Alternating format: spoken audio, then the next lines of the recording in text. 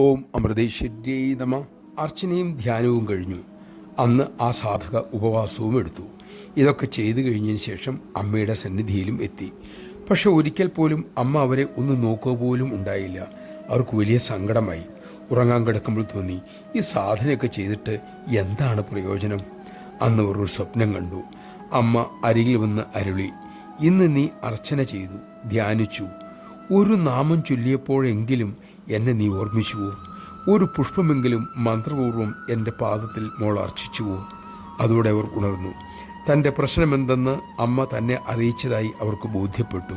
നമഃശിവായ മന്ത്രം ജപിക്കുമ്പോൾ മന്ത്രത്തിലോ മന്ത്രദേവതയിലോ മനസ്സ് നിർത്താൻ ശ്രമിക്കണമെന്ന് അമ്മ വീണ്ടും വീണ്ടും പറയുന്നു.